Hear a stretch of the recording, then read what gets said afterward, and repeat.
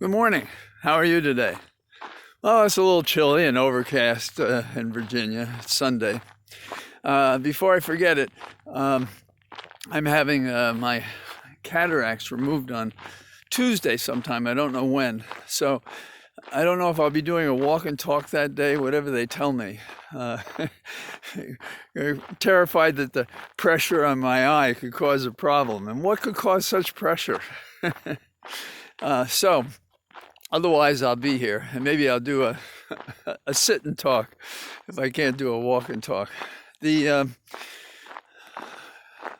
the wind is at our back.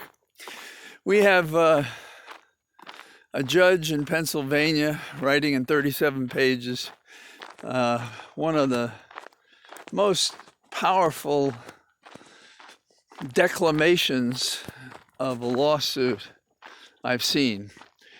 Basically saying that what Rudy and company put together was like stringing together a Frankenstein monster. When do you see such language in court?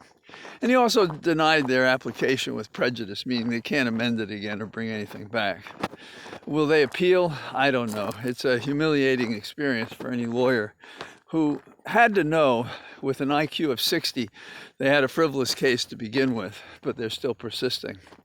What they are doing is they're not persuading us, but their failures are persuading other Republicans that enough is enough, that this is over.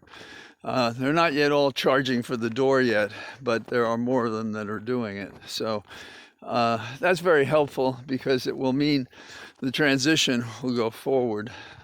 In that category, I've been a strong proponent of the view that we should go after the GSA administrator that is wrongly slowing this down, stopping it, in fact, because the only test that she has to submit to is whether or not Biden is the apparent winner of the election, and there's no question about that. But I think the campaign figures they don't want to open another line of attack, though frivolous and distorted, that could confound their march to the White House. So that's a consideration. I'm a trial lawyer, so I just look at these things differently.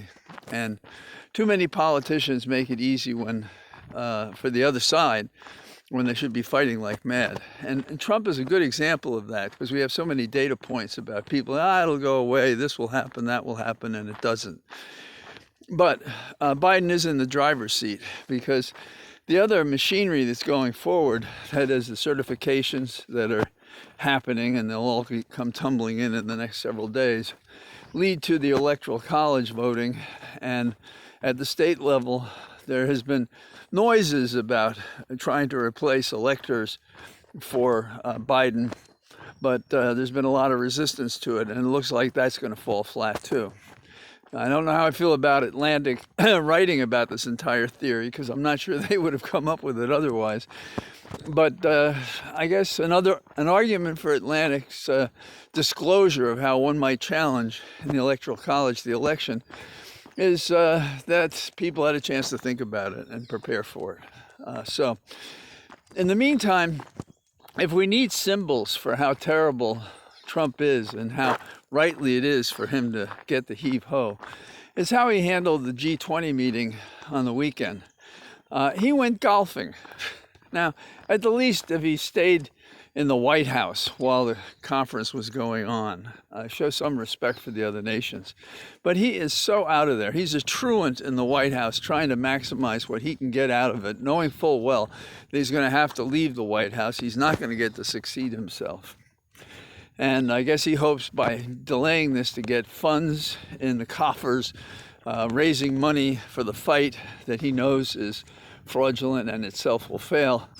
And he tries to build himself into a position to deter other candidates should he run in 2024. The inside talk is that he's not going to try to establish his own TV station because he just doesn't. It's just too much of a task. And he has to earn money, and he's going to need money to defend against the actions that would be brought against him.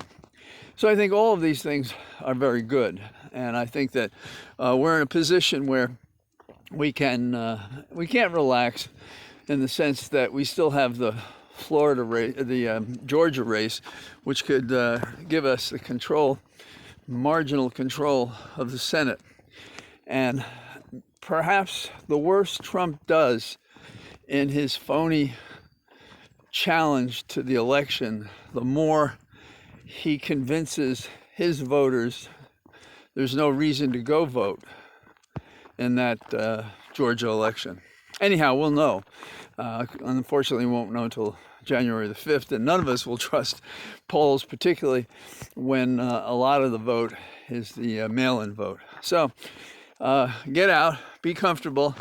I'll talk to you tomorrow. I don't know about Tuesday yet. Bye-bye.